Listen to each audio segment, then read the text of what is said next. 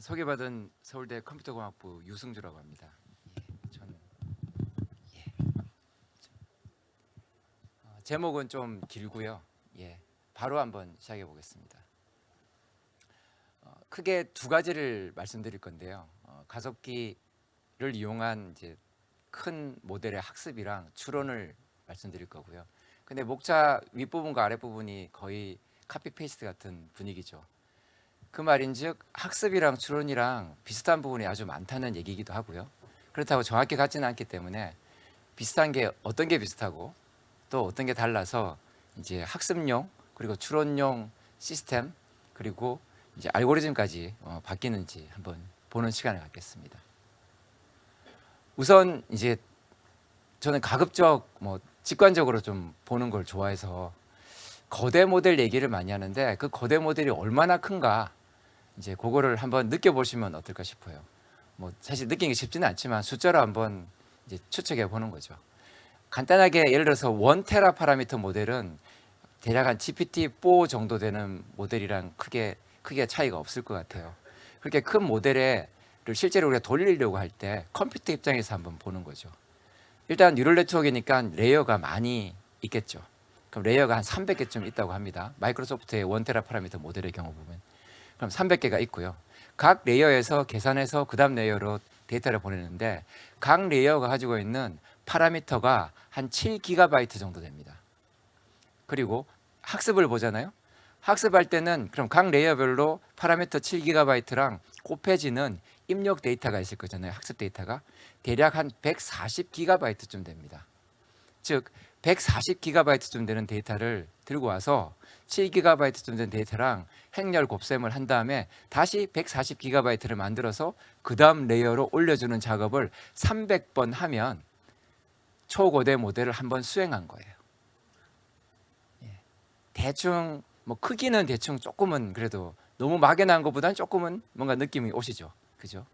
근데 문제는 그렇게 많은 데이터 가지고서 그렇게 많은 곱셈을 수행했는데 결국 최종적인 결과가 뭘까를 보시면 좀 이따 보시면 놀라시겠지만 이미 많은 분들이 또 아시겠지만 단어 하나를 출력합니다. 그렇게 많은 데이터 가지고서 300개의 레이어를 처리했는데 단어 하나 출력하는 거예요. 근데 우리가 챗GPT를 실제로 써보시면 나의 문장에 대해서 아주 장황하게 설명하잖아요. 많은 단어를 출력하잖아요.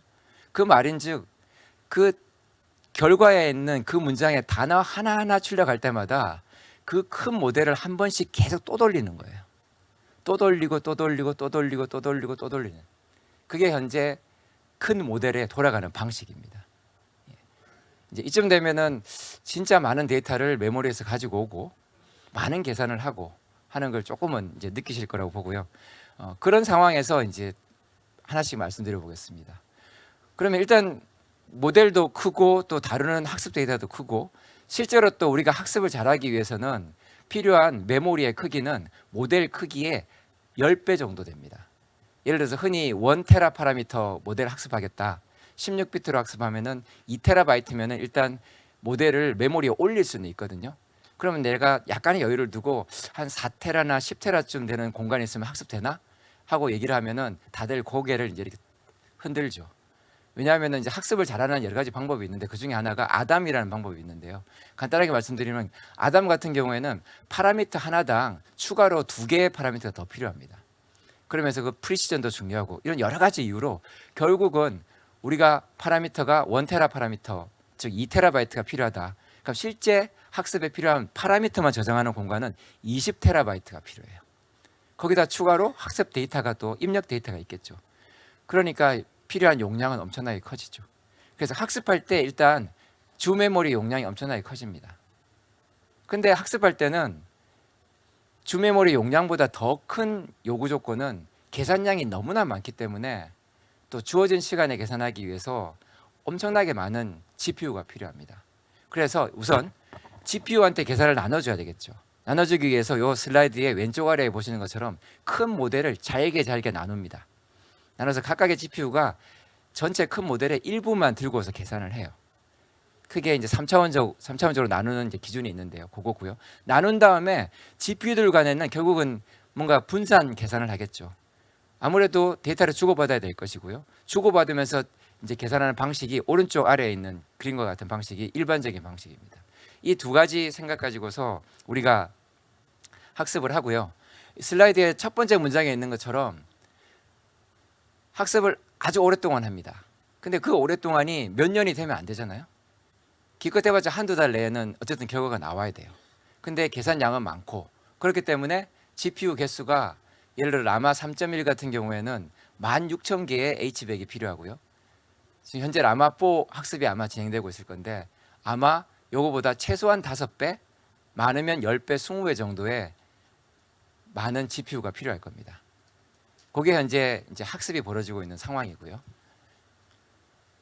그래서 뭐 그런 이제 학습이 진행될 때 우리가 이제 크게 두 가지 챌린지가 있습니다. 결국 하나의 챌린지인데요. 워낙 대규모로 분산으로 우리가 계산해야 되기 때문에 현재 있는 만약에 GPU나 가속기를 쓴다면은 앞으로 한 3, 4년 뒤에는 아마 100만 개 이상의 가속기를 써야 될 겁니다. GPU를 써야 될 겁니다. 그럼 100만 개 이상 되는 그런 그 컴퓨터들을 연결하는 것만 생각해도 아찔하죠. 어떻게 보면 100만 개 연결하면서 그 연결한 네트워크에서 어떻게 보면 에너지나 시간을 다 쓸 수도 있습니다. 그래서 그 문제를 해결하는 게 아주 중요한 문제고요. 그 문제는 크게 네트워크 자체를 잘 만드는 문제랑 또 네트워크 크기가 더 크지 않도록 빨리 커지지 않도록 각각의 계산 노드의 역량을 키우는 그 두 가지 방향으로 여러 가지 이제 제품 개발, 연구 개발이 진행되고 있습니다. 그래서 스케일 아웃, 스케일 업이라고 저는 표현했고요. 우선 스케일 아웃부터 보시면 주로 네트워크를 보실 거고 상용 네트워크들이 어떤 것들이 개발되고 있는지를 이제 보실 거고요. 스케일 업 역시 주로 어드밴스드 패키징을 이용한 그런 솔루션들을 좀 볼 겁니다. 이런 스케일 업 아웃을 볼 때 제 생각에는 가장 먼저 봐야 될 그림이 엔비디아에서 3년 전에 3, 4년 전에 제시한 그 당시 엔비디아에서 보는 서버, GPU 서버의 아쉬운 점을 나타내는 그래프입니다. 보시면은 오른쪽에 보면은 이제 HBM이 쭉 있죠. HBM 간에 GPU가 있고 HBM이 있잖아요. GPU 간에 그리고 GPU와 HBM 간에는 아주 선이 굵습니다. 즉 대역폭을 나타내고요. 굵기가 데이터를 빨리 주고받을 수 있는 거죠. 그러나 GPU랑 CPU, X86으로 대변되는 CPU 간에는 아주 가는 선이 있는 걸 볼 수 있습니다. 근데 그 가는 선만 지나가면 GPU 입장에서는 거의 엘도라도가 있는데 엄청나게 큰 빠른 메모리가 있는 거예요. 그래서 당연히 GPU 입장에서 당시 GPU 입장에서는 HBM이 빠르지만 용량이 조금은 아쉽기 때문에 큰 메모리가 필요하고 그래서 저 좁은 길 너머에 있는 큰 메모리를 쓰고 싶었던 거죠. 그래서 만든 이제 구조가 그레이스 호퍼 구조가 첫 번째고요. 앞에 그림이랑은 비교해 보시면은 그레이스라고 된 게 이제 CPU 칩이고요. CPU 칩이랑 GPU 간에 길이 뻥뻥 뚫려 있죠. 그 덕으로 GPU 프로그램이 드디어 CPU 메모리, 엄청나게 큰 메모리도 빠르게 접근할 수 있게 됐습니다. 좀 더 구체적으로 보면 이런 그림인데요. 요 슬라이드의 아래쪽에 있는 그림인데요.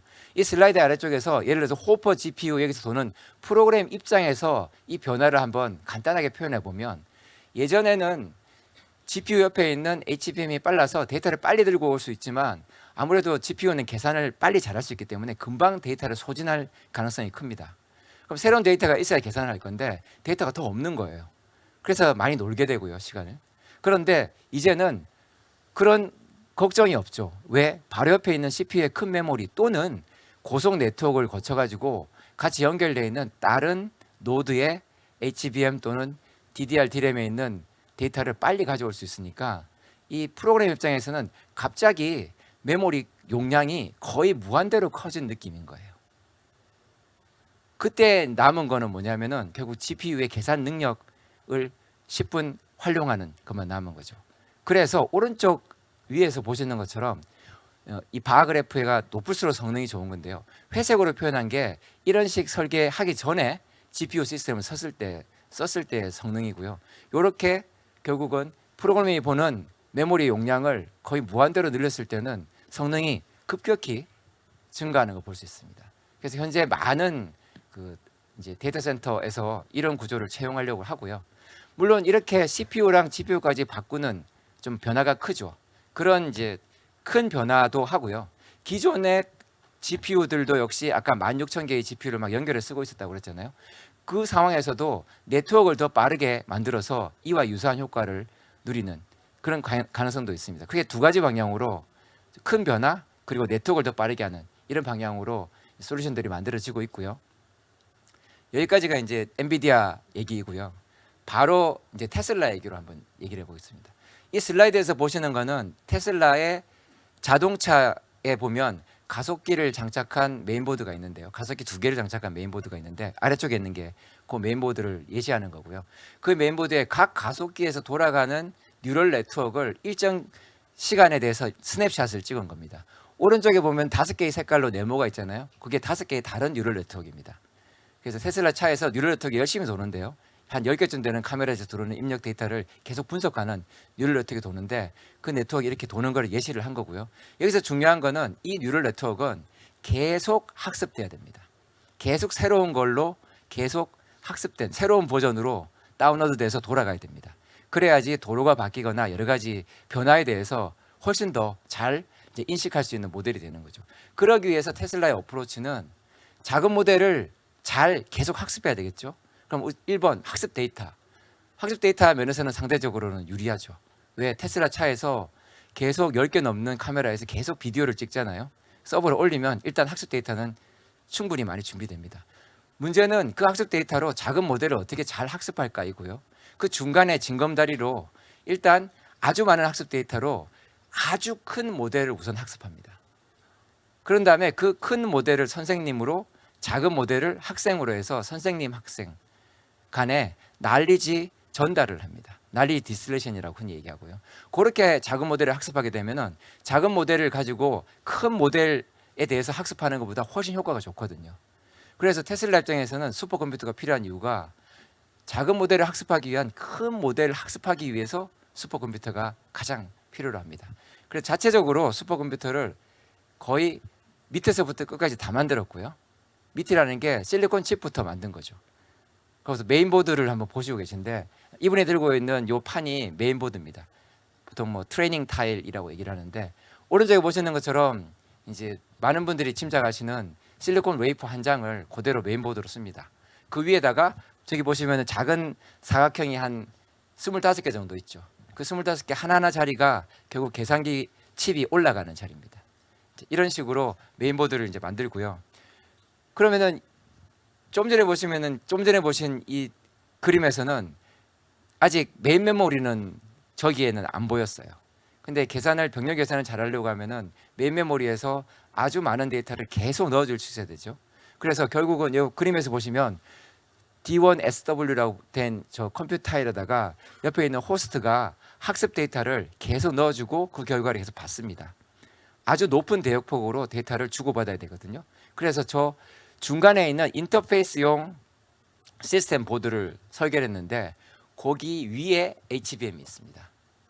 이 HBM이 결국 HBM도 여러 개 쓰죠. 용량을 키우고 그리고 또 밴드위드를 충분히 이제 공급하는 그런 역할을 하고요.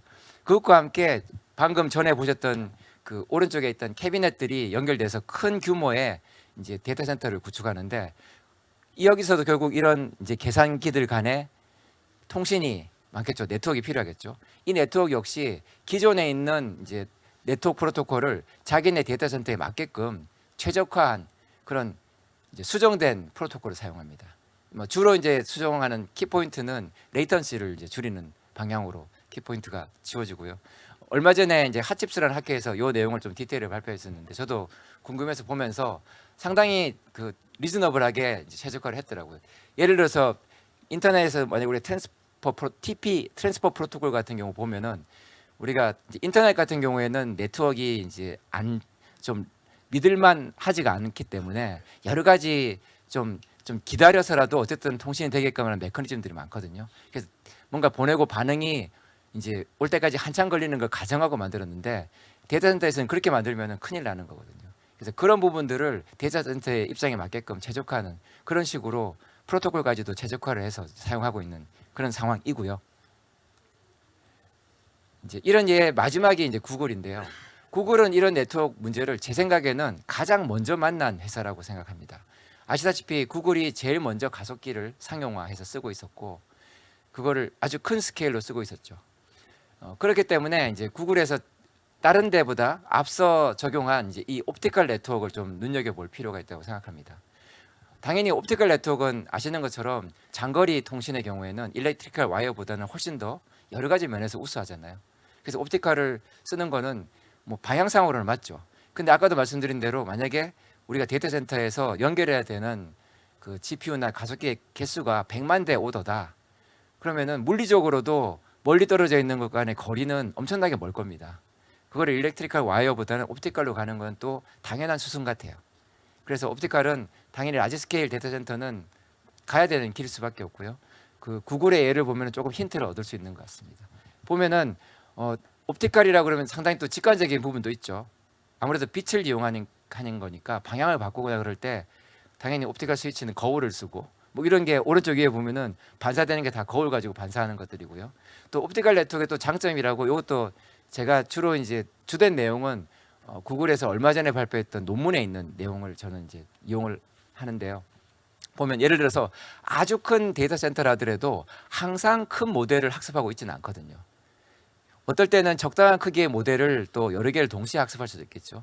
그럴 때 옵티컬 네트워크가 큰 네트워크를 좀 잘게 나눠서 효율적으로 관리하게 하는데도 일렉트리컬 와이어보다는 훨씬 더 유용한 점이 많습니다. 그런 여러 가지 장점 때문에 옵티컬 네트워크를 이제 쓰고 있고 말씀드린 대로 아마 5년 뒤, 뭐 늦어도 10년 내로는 거의 모든 라지 스케일 데이터 센터는 기본적으로 옵티컬 네트워크를 이제 백본으로 쓰면서 이제 구축되지 않을까 생각합니다. 그래서 네트워크 문제에 대한 현재 그 인더스트리 솔루션들을 잠깐 봤고요. 근데 또 네트워크가 마냥 커지는 걸 그대로 놔두면 또 그것도 비용이 너무나 커지니까 각각의 계산 노드의 이제 계산 능력 또 메모리 용량을 키우는 작업이 열심히 되고 있고요. 대표 주자가 당연히 이제 엔비디아겠죠. 또 엔비디아 못지않게 때로는 어드밴스드 패키징 측면에서는 좀 더 어그레시브하게 이제 이 방향으로 가는 회사가 AMD죠. AMD의 경우에는 오른쪽 위에 보시는 저런 보드를 8개를 가지고서 이제 자기네 이제 GPU 서버 노드를 이제 구축을 합니다. 그랬을 때 오른쪽에 있는 보드를 조금 자세히 보시면은 아마 한 8개쯤 되는 가속기 칩을 올리겠죠. 그러면 각 칩마다 옆에 HBM이 이제 또 연결되는 모양이고요. 근데 AMD 솔루션은 결국은 저런 보드의 단면을 봤을 때 이렇게 단면이 이루어지는 순간 만만치 않겠다라는 그런 이제 직관적인 느낌도 옵니다. 즉 실리콘 다이가 여러 층이 돼 있습니다. 보통 한 2층, 3층 정도인데 더 있죠. 한두 개는 최소한 더 있고요. 그렇기 때문에 밑에서부터 위로 올라가는 뭐 TSB나 그런 연결의 크기도 물리적으로 점점 작아지면서 결국 급기야 제일 위에는 가장 어드밴스된 패키징 테크닉 중에 하나 이제 하이브리드 본딩까지도 적용하는 이제 그런 솔루션으로 되어 있고요. 이제 말씀드린 대로 8개 이용해서 노드를 하나 만드는데 이제 AMD의 이런 솔루션에 대한 설명을 보면 재밌어요. 간단하게 말씀드리면 AMD에서 이런 솔루션을 제시를 하면서 당연히 경쟁사보다 어떤 면에서 얼마큼 좋다라는 얘기를 당연히 하겠죠. 그 어떤 면이 다 HBM에 관련된 얘기입니다. 계산 능력 얘기는 잠깐 나오긴 하는데 중요하지 않기 때문에 상대적으로 다 자기네 노드에서 경쟁사 대비 HBM 용량이 얼만큼 HBM 밴드위드스가 총 밴드위드스가 얼만큼 좋다라는 걸 강조합니다. 그럼 왜 HBM의 용량과 밴드위드스를 이렇게 키 매트릭으로 쓰는가? 그 이유는 너무나 간단한데요. 라지 랭귀지 모델의 성능은 메모리의 밴드위드스랑 커패시티가 결정합니다. 성능은 크게 두 가지인데요. 하나가 스루풋이고요. 하나가 레이턴시입니다. 레이턴시는 우리가 챗GPT를 사용하게 되면 예를 들어서 내가 입력을 주고 잠시 후 답 문장의 첫 단어가 나오잖아요. 그 사이 시간이 레이턴시고요. 그 다음번부터는 또 나오는 속도 1초당 몇 개의 단어가 나오는가 그 속도인데 둘 다가 HBM의 밴드위드스랑 커패시티랑 관련되어 있습니다. 그렇기 때문에 이 두 개 가지고서 설명하는 건 너무나 당연하고요.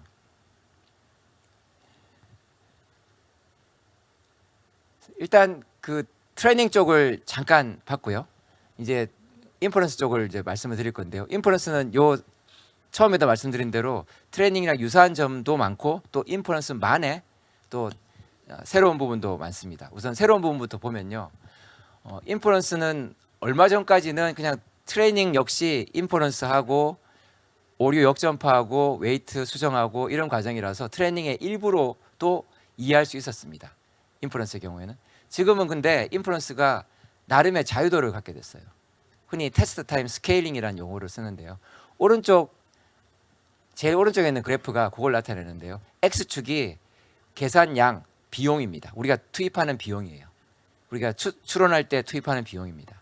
그 비용을 들이면 들일수록 Y축 퀄리티고 높을수록 좋습니다. 즉 투입하는 비용에 비례해서 더 좋은 결과를 얻을 수 있는 상황이 되어버렸어요. 예전에는 그렇진 않았습니다. 이제 그 이유 중에 하나가 왼쪽에 있는 이거죠. 흔히 이제 체인 오브 소지라고 하는 방식으로 이 방법 쓰기 전에는 기존에는 우리가 라지 랭귀지 모델을 가지고서 어떤 일을 시킨다 그러면 입력 주고 출력을 받는 딱 한 번 수행하는 일이었습니다. 그게 바로 여기서는 요거 한 번 수행한 거죠. 근데 여기서는 좋은 결과를 얻기 위해서 일단 한번 수행해보고 나온 결과를 보고서 입력과 결과 그리고 그 결과를 낼 때 이 라지 랭귀지 모델은 이러이러한 이유로 결과를 냈다는 리즈닝 설명까지 같이 있거든요. 요만큼을 또 입력으로 해서 다시 또 돌립니다. 이전에 돌렸던 게 이런 건데 조금 더 잘해보자라고 다시 또 돌리는 거죠. 또는 때로는 방향성을 더 제시할 수도 있고요. 또 가능성이 여러 가지가 있으면은 브랜치를 나눠가지고서 다시 또 돌리는 건 이렇게도 또 돌려보고 이렇게 또 돌려보고. 예전에 알파고의 경우에도 프로 기사보다 잘할 수 있는 가장 큰 이유가 여러 가지 가능성을 다 보고서 넥스트 무브를 했기 때문이잖아요. 여기 경우도 똑같습니다. 즉 우리가 최종적인 출력까지 여러 가지 가능성이 있는데 그걸 다 트라이를 해보는 거죠. 할 때마다 이전에 했던 거를 입력으로 해서 즉 입력 크기가 점점 커지면서 여러 번 아주 많은 횟수로 라지 랭귀지 모델을 돌리게 됩니다. 그러다 보니 당연히 직관적으로 그렇게 해서 얻은 결과라면 퀄리티는 좋겠죠. 그러나 비용이 엄청나게 늘어나겠죠. 그래서 오른쪽 그래프를 다시 보시면 이 그래프가 약간은 미스리딩한 부분이 X축의 스케일이 로그입니다. 그 말인즉 Y축의 스케일을 2배, 예를 들어서 Y축의 정확도를 2배 높이고 싶다. 그러면 계산 비용이 10배 많아져야 되고요. 그 다음에 Y축 성능을 4배 만약에 높이고 싶다. 그러면 계산 비용이 20배가 아닌 100배 많아져야 됩니다. 그렇기 때문에 계산 비용에 대한 부담이 훨씬 더 커지게 됩니다. 그렇기 때문에 다시 우리가 라지 랭귀지 모델 하나를 돌릴 때 비용을 줄여야 되는 이유가 더 강력하게 이제 생긴 거죠. 물론 이제 하나의 비용을 줄이는 게 아주 중요합니다. 근데 어떻게 보면은 우리가 좋은 결과를 얻기 위해서 생각을 잘하는 게 엄청 중요하잖아요. 뭐 흔히 쓰는 표현으로 생각을 잘하면 몸이 덜 고생한다는 그런 표현처럼 생각을 잘하는 게 중요하잖아요. 즉 리즈닝을 잘하는 게 아주 중요하죠. 그래서 리즈닝을 잘하는 여러 가지 방법들이 개발되고 있고요. 또 이런 리즈닝을 하는 방법들이 결국은 큰 문제를 잘게 나눠서 풀고요. 잘게 나눈 문제를 풀기 위해서 또 그때그때마다 라지 랭귀지 모델을 돌립니다. 근데 잘게 나눈 문제도 보면은 그 문제가 쉬운 문제라면 굳이 큰 모델을 돌릴 이유도 없잖아요. 즉 잘게 나눈 문제의 복잡도에 따라서 거기에 맞춰서 돌리는 모델을 잘 정하는 모델 아키텍처를 이런 추론 때 잘 선택하는 그러한 문제도 아주 중요합니다. 그게 아래쪽에 있는 얘기고요. 이런 식으로 어떻게 보면은 하나의 모델을 돌리기 전에 이런 고민을 해서 어떤 모델을 돌리게 되는 거죠. 그 다음번에 이제 그 모델을 돌린다고 할 때 그 돌릴 때의 비용을 줄이는 이제 그 문제를 또 볼 수 있죠.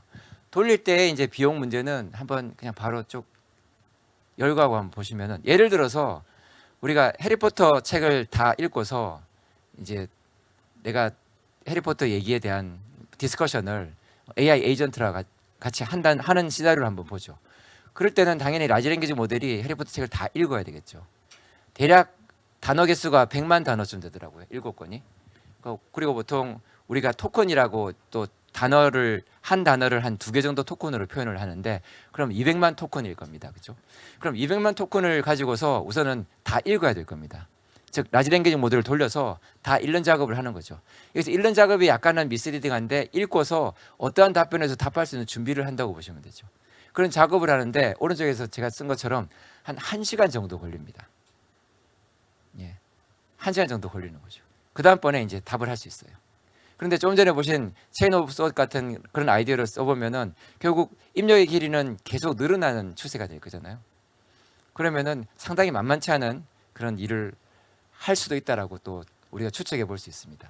그럼 왜 이렇게 시간이 많이 걸리는지를 간단하게 이제 설명드리면 그 다음번에 결국 왜 큰 메모리가 필요한가를 이제 결국 설명드리는 그 순서로 이제 제가 이어 나갈 건데요. 예를 들어서 챗GPT에다가 제가 이런 입력을 주어서 출력을 이제 요구를 했어요. 그럼 한 단어씩 낸다고 말씀드렸죠. 그때마다 모델을 한 번씩 돌린다고 그랬죠. 정확하게는 모델을 한 번씩 돌릴 때 지금까지 나왔던 입력과 출력을 다 쳐다보면서 모델을 한 번 돌리면서 그 결과로 하나의 단어를 출력합니다. 그리고 동일한 작업을 또 하고 하나의 단어를 출력하고 이런 식으로 돌아가기 때문인데요.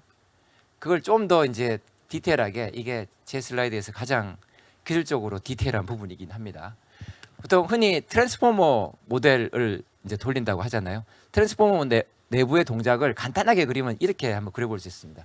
여기 보시면 이쪽에 있는 게 우리가 지금까지 봤던 입력과 생성했던 시퀀스라고 볼게요. 각각의 단어별로, 정확하게 토큰별로 세 개의 다른 벡터로 표현하는 게 트랜스포머의 이제 핵심입니다. 즉 쿼리, 키, 밸류라는 걸로 표현하고요. 그런 다음에 쿼리 벡터랑 키 벡터 간에 내적을 한 다음에 가중치를 계산을 합니다. 보시면 이게 가중치가 있죠. 저 가중치를 계산한 다음에 저 가중치 가지고 요 밸류 벡터랑 이 가중치를 가중치 합을 해서 출력을 구하는 이런 작업이 출력 단어 하나를 구하는 작업입니다. 이런 작업을 한 다음에 구한 출력이 그 다음번 단어를 구할 때는 입력의 제일 마지막 단어가 돼요. 돌아가서 이런 작업을 계속 반복하면서 출력을 내는 이제 그게 우리가 제너레이션하는 단계인데요. 이럴 때 이제 입력의 길이도 커지고 그러면은 뭐가 중요해지냐면 회색으로 표현한 부분이 아주 중요해집니다. 회색으로 표현한 부분은 결국 지금까지 봤던 입력과 생성한 텍스트와 관련되어 있는 데이터들이죠.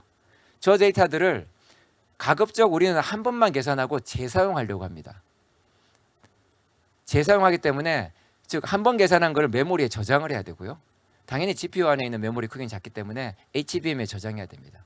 그런데 만약에 시퀀스 길이가 엄청나게 길어지면, 예를 들어서 아까 보신 해리포터 책 정도쯤 되면 저 회색 데이터가 모델 파라미터 크기보다 훨씬 커집니다. 그 예를 간단하게 보인 게 이건데요. 즉 우리가 보는 문장의 길이가 별로 안 길 때는 메모리에서 들고 오는 데이터의 거의 대부분은 모델 파라미터입니다. 근데 문장의 길이가 엄청나게 길어지면 모델 파라미터는 상대적으로 작아요. 그래서 아까 그 회색 부분의 데이터, 흔히 KB 캐시라고 하는데요. 그 부분의 크기가 너무나 커져서 그걸 우선 담아야 되고요. 그래서 HBM 용량이 커져야 되고 그 다음번에 걔를 빨리 들고 와야지 빨리 계산하겠죠. 밴드위드가 여전히 높아야 됩니다. 그런 문제가 생기는 거죠. 그런데 이런 그 KB 캐시의 문제는 큰 시퀀스를 처리할 때도 있지만 거의 동일한 상황이 비용을 줄이는데도 엄청나게 중요합니다. 즉 이런 라지 랭귀지 모델 서비스 비용을 줄이는 핵심은 하나의 모델을 들고 와서 최대한 많은 유저의 텍스트를 생성하는데 재사용하는 게 핵심이거든요. 모델 크기가 크다 보니까 그걸 메모리에서 비싸게 한번 들고 온 거를 계산기에서 최대한 재사용해야지 또 안 들고 올 거잖아요. 그죠? 그게 핵심이라서 한 번에 많은 유저의 이제 텍스트를 생성하는 게 핵심입니다. 흔히 이제 배치로 처리한다고 그러고 배치 크기가 바로 생성하는 유저 텍스트 시퀀스의 개수거든요. 그래서 배치 크기가 커지면 커질수록 이제 비용이 줄어듭니다. 그 이유는 계산기는 이미 GPU는 이미 병렬 계산할 수 있는 능력이 충분히 많아요. 그래서 데이터만 충분하면 단위 시간에 훨씬 많은 토큰을 만들 수가 있습니다. 데이터를 못 줘서 그렇지. 그래서 데이터를 줄 수만 있으면 많은 걸 이제 생성할 수 있고요. 그럼 비용은 결국 에너지, 전기 비용이잖아요. 전기 비용은 시간에 비례할 수밖에 없죠. 그럼 1초에 생성하는 토큰의 개수가 늘면 늘수록 토큰당 비용은 줄 수밖에 없어요. 1초에 생성하는 토큰의 개수가 늘게 하려면은 한 번에 많은 유저의 시퀀스를 동시에 처리할수록 토큰을 많이 생성할 수 있거든요. 그 그래프가 오른쪽에 있는 그래프입니다. X축이 유저 시퀀스의 개수예요. 유저를 만약에 우리가 10명, 50명까지 유저 리퀘스트를 동시에 처리한다. 그래서 Y축은 초당 생성하는 토큰의 개수입니다. 개수가 많을수록 비용은 줄어드는 거죠. 즉 배치 크기가 커지면 비용이 주는데 이때 핵심이 유저 데이터를 다 들고 있을 수 있는 용량이 필요합니다. 그래서 HBM 용량이 크지 않으면 이렇게 배치를 키울 수가 없기 때문에 비용을 줄일 수가 없어요. 그래서 결국은 용량이 비용을 결정한다. 약간은 삥 돌아가는 얘기지만, 그래서 현재 나오는 GPU 기반 솔루션이든 또는 가속기 기반 솔루션이든 시장에서 경쟁하려고 하면은 이 문제를 해결하지 않으면은 경쟁을 시작도 못 합니다. 그래서 대표적으로 이러한 경쟁을 하기 위해서 필요한 기술 두 가지는 기본적으로 장착을 하고서 경쟁에 뛰어들어야지 겨우 뭔가 이제 해볼 수 있는데요. 그 중에 하나가 소프트웨어적인 솔루션입니다. 그럼 이런 문제가 초창기에 특히나 왜 심했냐면은 파이토치를 흔히 쓰잖아요. 파이토치 같은 환경에서는 우리가 시퀀스를 제너레이션 할 때 최악의 경우에 필요한 메모리 공간을 잡아놓고 시작을 했어요. 근데 거의 대부분의 경우에는 라지 랭귀지 모델이 아주 긴 거를 만들 수 있음에도 불구하고 거의 대부분의 경우에는 짧은 출력만 내고 끝날 거잖아요. 그렇다면은 그런 경우에는 아주 많이 잡아놓은 메모리 공간이 쓸모없이 잡히는 거죠. 그 때문에 우리가 새로운 유저에 대해서 공간을 잡으려고 할 때 공간이 없는 거예요.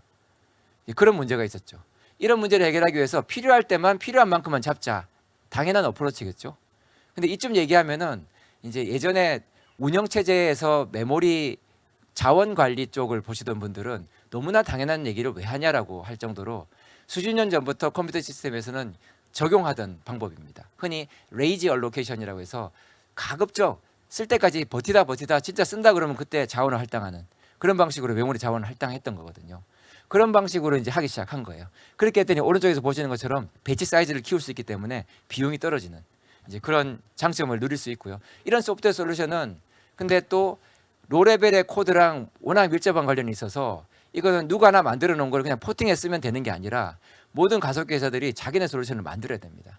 그래서 기본적으로 다들 요거를 열심히 만드시고 계시고요. 가속기 솔루션을 이제 사용하는 회사들은 그것과 함께 또 다른 각도로 하나의 데이터를 표현하는 비트 수를 줄이는 어프로치는 거의 업계 표준이 되어 있습니다.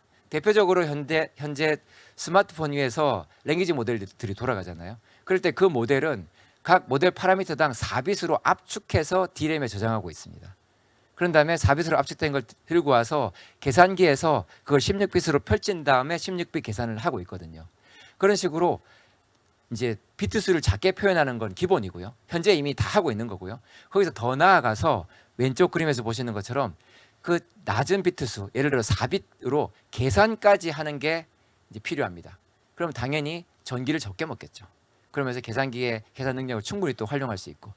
왼쪽 그림이 몇 달 전에 이제 블랙웰을 소개할 때 나왔던 이제 대표적인 그림입니다. 보시면 하퍼 GPU에서 블랙웰 GPU로 계산 성능이 2배가 증가한 게 아니라 2배보다 훨씬 크게 증가했죠. 물론 여러 가지 실리콘적으로 더 집적도 하고 클락 프리퀀시도 조정하고 아키텍처적으로 잘 만든 것도 있겠지만 거의 절반 정도의 게인은 어디서 오냐면 보시면 8빗으로 계산하고 저 오른쪽에 보시면 FP4라고 되어 있잖아요. 4빗으로 계산하는 저기서 절반 게인이 옵니다. 즉 8빗 계산보다는 4빗 계산할 수 있으면 계산 능력이 2배가 어떻게 보면 말이 좀 이상하지만 쉽게 2배 올릴 수 있는 거죠. 쉽지는 않지만 2배 올릴 수 있는 가능성 중에 하나인 거죠. 물론 이제 4빗 계산을 하게 되면은 정확도가 많이 떨어지기 때문에 과연 그럼 라지 랭귀지 모델의 퀄리티가 보장이 되냐? 넘버원 질문이죠. 그거에 대해서도 오른쪽에 보시면 오른쪽에는 테이블을 보시면은 엔비디아에서 아주 큰 모델에 대해서 4빗 계산을 해봤더니 퀄리티 안 떨어지더라. 충분히 쓸 수 있다라고 이제 프로모션 하는 거고요. 그래서 하드웨어적으로 4빗 계산 가능하고 또 돌아가는 모델까지도 있고 하기 때문에 이제 아마 조만간 아주 파퓰러해질 수 있는 걸로 생각됩니다. 근데 방금 보신 이 소프트웨어적인 솔루션 그리고 로우 프리시전 압축이든 계산이든 이런 솔루션은 진짜 기본 중에 기본이고요. 그 다음에 진짜 싸움이 벌어집니다. 이게 지금 인퍼런스에 대한 얘기고요. 다시 인퍼런스의 싸움은 더더욱 비용이고요. 비용은 아까 말씀드린 대로 배치 크기를 즉 한 번에 최대한 많은 유저의 텍스트를 시퀀스를 처리할 수 있는 게 핵심이라고 그랬죠. 그럼 당연히 이제 우리가 GPU든 가속기 시스템이든 여러 개를 가지고서 많은 유저의 요청을 가급적 빨리 처리하려고 하겠죠. 오른쪽에 위를 한번 보시면 하나하나가 그냥 GPU라고 한번 가정해 보겠습니다. GPU 하나 위에다가 모델을 올려놓고 유저 요청을 처리한다고 볼게요. GPU 2개를 가지고서 좀 뭔가 병렬로 빨리 좀 처리해 주려고 합니다. 그럴 때 오른쪽과 같이 하면은 어떤 아쉬움이 있냐면 각각의 GPU가 모델을 다 들고서 동작하는 거예요. 그죠? 그러다 보니까 메모리 공간의 대부분을 모델이 차지하고 남아있는 공간이 별로 없어요. 그래서 하나의 GPU가 처리할 수 있는 유저 요청의 수가 적은 거예요. 그 말은 즉 비용이 비싼 겁니다. 배치가 크기가 작아서. 그래서 오른쪽과 같이 하면은 비용이 비싸요. 가급적 비용을 낮춰야 되는데, 그래서 비용을 낮추기 위해서 다들 원하는 게 오른쪽 아래와 같은 솔루션입니다. 가장 큰 차이는 오른쪽 위에서는 각각의 GPU가 모델을 따로따로 다 들고 있습니다. 동일한 모델인데 따로따로 각자 가지고 있어요. 근데 아래에서는 동일한 모델을 반을 나눠서 한 GPU가 절반, 다른 GPU가 나머지 절반을 갖고 있는 거죠. 그렇게 해서 이 모델을 돌리려고 하는 겁니다. 그렇게 되면은 HBM 공간이 남죠. 거기다가 더 많은 유저 데이터를 올려서 배치 크기를 키워서 비용을 줄이려고 하는 겁니다. 근데 이렇게 돌리는 대표적인 방법이 이제 파이프라인 패럴리즘이라는 방법인데요. 가운데 보시면은 뉴럴 네트워크 레이어 4개짜리가 있죠. 그래서 첫 번째 GPU가 레이어 2개를 맡고요. 그 결과를 그 다음 GPU한테 주면은 다른 GPU가 나머지 2개를 맡고 출력을 내는, 아주 쉽게 생각할 수 있죠. 이게 거의 모든 이제 가속기 솔루션을 만든 회사들이 제일 처음 적용하는 방법입니다. 근데 이 방법은 어떻게든 돌리는 데는 가능은 한데 한 가지 아쉬운 점이 있습니다. 아까도 우리가 라지 랭귀지 모델의 성능 지표 중에 하나가 첫 번째 출력 단어가 나올 때까지 시간이라고 말씀드렸죠. 그 시간 면에서는 GPU 간의 통신에서 그 시간을 아주 길게 할 수 있는 가능성이 있습니다. 특히나 GPU 간의 통신 밴드위드스가 낮으면 첫 토큰이 나올 때까지 시간이 아주 길어져서 이제 퀄리티가 좀 아쉬워지는 상황이 되는 거죠. 근데 그런 상황이 된 이유는 이런 가속기를 만들 때만 해도 사실 이렇게까지 여러 개의 가속기를 딱 붙여서 쓸 거라고는 다들 생각을 못하고 가습기를 만들었거든요. 근데 만드는 사이 한 2년 정도 걸리잖아요. 만들고 나오니까 붙여서 안 쓰면 안 팔리는 상황이 된 거예요. 붙여봤더니 이 바로 가속기 간의 네트워크가 아쉬운 거예요. 그래서 아까도 인퍼런스에서도 네트워크 문제가 있다고 말씀드린 게 바로 이 문제입니다. 그래서 만약에 그 네트워크가 밴드위드스가 높다면 좀 더 바람직한 모양인 이런 식으로 돌릴 수 있을 겁니다. 이때도 역시 여전히 2개의 가속기를 쓰고요. 근데 여기서 보시면은 각 레이어에 그림이 이제 색깔이 2개가 동시에 있잖아요. 그 말인즉 2개의 가속기가 하나의 레이어를 나눠 가지고 병렬로 수행하는 거예요. 그러기 위해서는 이 둘 간의 데이터가 훨씬 많이 왔다 갔다 하는데 둘 간의 대역폭이 높으니까 빨리 그 많은 데이터를 주고받을 수 있는 거죠. 대역폭을 높였기 때문에. 이렇게 되면 또 각 레이어를 병렬로 처리하기 때문에 각 레이어 처리하는 시간도 짧아지죠. 그래서 첫 번째 토큰이 나올 때까지의 시간도 훨씬 짧아집니다. 그러면서 여전히 양쪽 이제 GPU는 또는 가속기는 모델을 한 카피만 들고 있기 때문에 많은 여유 공간이 있어서 배치 크기를 키워서 비용도 줄일 수 있고요. 이런 방향으로 다들 가고 싶어 하고요. 그걸 가능하게 하는 거는 가속기 간의 통신 대역폭이 아주 커야 된다. 그러면 당연히 자연스럽게 칩넷 이런 얘기를 하겠죠. 그죠? 그래서 다들 그걸 만들고 계신데 이번에 8월 말에 핫칩스라는 학회에 가서 전 첫날 데모 부스에 들어가자마자 약간 놀랬던 게 이미 그 솔루션을 들고 나온 회사가 있습니다. 삼바노바라는 회사인데요. 오른쪽 위에 보시면 좀 뭔가 길쭉하죠. 가운데 있는 덩어리가. 저렇게 실리콘 칩을 만들었을 리가 없잖아요. 왜냐하면 이제 2개를 붙여 놓은 거고요. 이제 결국 그 2개 각각은 아마 거의 레티클 사이즈 정도로 최대한 키운 칩일 겁니다. 칩 2개를 거의 딱 붙여놨죠. 붙여놓고 칩 간의 통신을 다이 투 다이 통신으로 만든 이제 거의 첫 번째 인퍼런스 이제 시스템이라고 볼 수 있고요. 이 시스템은 또 여러 가지 고민을 좀 현실적으로 잘한 것 같아요. 보시면은 이제 HBM이 처음엔 8개 있는 줄 알고 전 진짜 놀랐는데 4개고요. 나머지 이제 4개 자리에다가는 디램 인터페이스를 만들어 가지고 많은 가속기 솔루션들이 지금까지 포커스했던 게 하나의 가속기를 잘 만들고 거기다가 HBM을 잘 붙이는데 주로 포커스를 했거든요. 그러다 보니까 이제 칩넷 솔루션을 빨리 대응을 못하는 부분이 있고 또 하나 대응을 또 못하는 부분이 모델을 하나만 돌릴 때는 괜찮은데 모델을 만약에 서버의 경우는 모델을 바꿔서 돌리는 경우도 흔하거든요. 모델을 바꾸려고 할 때는 그 바꾸는 시간이 너무나 느려집니다. 왜냐하면 모델을 바꾸기 위해서는 PCI 인터페이스로 모델을 들고 가는 그런 작업을 해야 되기 때문에. 근데 이 솔루션 같은 경우에는 D램을 딱 붙여놨기 때문에 D램 밴드위드스를 이용해서 모델 체인지를 훨씬 빨리 할 수 있는 거예요. 옆에 있는 용량 큰 D램에다가 여러 모델 저장해 놓고 필요한 모델 D램 밴드위드스를 가지고서 들고 와서 HBM을 옮긴 다음에 바로 돌리는 그런 식으로 돌릴 수 있는 시나리오까지 이제 생각을 해서 나름 여러 가지를 좀 많이 고민하고 만든 것 같습니다. 그래서 많은 이제 가속기 칩들이 결국 이런 칩넷 방향 그리고 또 D램도 최대한 또 잘 활용할 수 있는 방향으로 갈 것 같고요. 그런 방향을 시사하는 또 다른 예가 리벨리온의 로드맵인데요. 오른쪽에 보시면 요 그림이 있는 기사가 있습니다. 보시면은 칩을 만든 다음에 결국 칩 4개짜리로 칩 내 솔루션을 만드는 방향으로 간다는 걸 알 수 있죠. 이런 식으로 이제 칩 투 칩 이제 밴드위스 높이는 작업 당연히 하고요. 이제 그다음에 삼바노버처럼 디램도 좀 활용하는 그런 방향으로 갈 걸로 예상이 됩니다. 일단 이제 여기까지가 메인 내용이고 대충 랩업을 이제 좀 다른 가능성들을 잠깐 터치하면서 이제 랩업을 하려고 하는데요. 또 우리가 큰 모델이기 때문에 지금까지 나왔던 많은 어려움들이 있었잖아요. 작은 모델도 잘하지 않느냐. 여기저기서 잘한다고 하더라. 당연히 맞는 얘기고요. 근데 좀 더 정확하게 얘기하면은 작은 모델이 돌릴 태스크를 명확히 정의하고 그 다음번에 그 태스크에 맞는 학습 데이터를 아주 잘 만들어서 학습을 하면 작은 모델도 이 슬라이드에서 보시는 것처럼 아주 잘할 수 있습니다.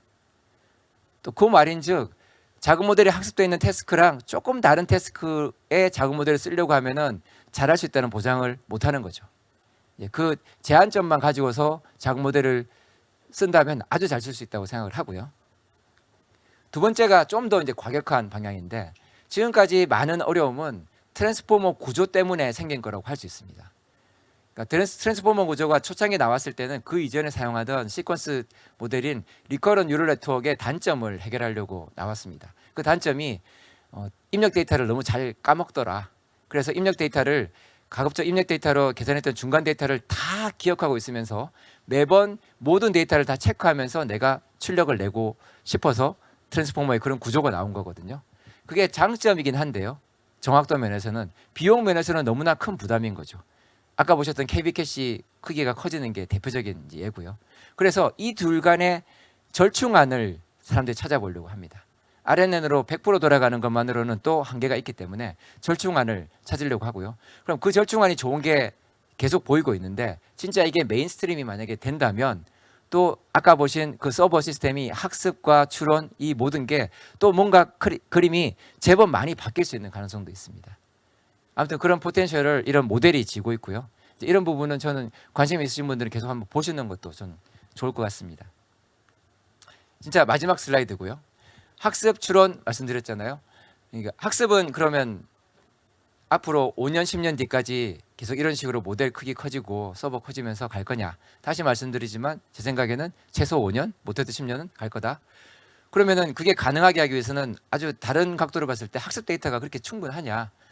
또 사람들이 우리가 구할 수 있는 전 세계에서 구할 수 있는 텍스트 데이터를 거의 다 썼다고 하는데 학습에 데이터가 뭐가 더 있느냐. 지금까지 안 쓴 게 제대로 안 쓴 게 비전이죠. 비전은 어떻게 보면 막 시작했다고 볼 수 있고요. 비전 데이터가 엄청나게 많이 들어오면 비전 데이터는 그 데이터의 양도 텍스트보다 훨씬 많잖아요. 그래서 당연히 모델 크기 커지고 그게 비례해서 학습하는 시스템 또는 인퍼런스하는 모델 역시 커질 거니까 인퍼런스하는 시스템도 커질 수밖에 없을 거라고 생각합니다. 그러면 비전 데이터를 어떻게 모을 거냐? 그거에 대한 힌트는 저는 이제 테슬라 같은 케이스에서 이미 보여줬다고 생각합니다. 테슬라의 경우에도 차에서 들어오는 비디오 데이터가 계속 쌓이고 있고 차가 팔리면 팔수록 더 많이 들어오잖아요. 예를 들어 로봇이 좀 더 파퓰러해진다면 이렇게 생각만 해도 비전 데이터들은 계속 늘어날 수 있는 가능성이 충분하죠. 그래서 결국 모델 크기가 커지는 트렌드는 상당히 오랫동안 지속될 수 있는 가능성이 있고요. 근데 그것과 함께 또 약간은 독립적으로 아까 보셨던 오픈 AI O1처럼 테스트 타임에서 우리가 더 높은 정확도를 원하면 더 비용을 투입할 수 있는 가능성이 생겼잖아요. 그런 가능성에 대해서도 또 우리가 안 볼 수가 없죠. 그래서 그걸 위해서는 결국 아까 보시면 에이전트 아키텍처, 즉 생각을 잘해서 라지 엔게이지 모델 돌리는 횟수는 최소화하면서 퀄리티를 높이는 그런 아키텍처, 그 다음에 이제 소프트웨어, 아까 보셨던 뭐 VLLM 같은 소프트웨어, 그리고 가속기, 또 메모리도 여기에 맞게끔 또 만들어질 필요도 있을 것이고, 칩넷, 네트워크, 이 모든 것들이 다 이제 고려된 그런 솔루션들이 계속 시도될 것 같습니다. 예, 여기까지가 제가 준비한 거고요.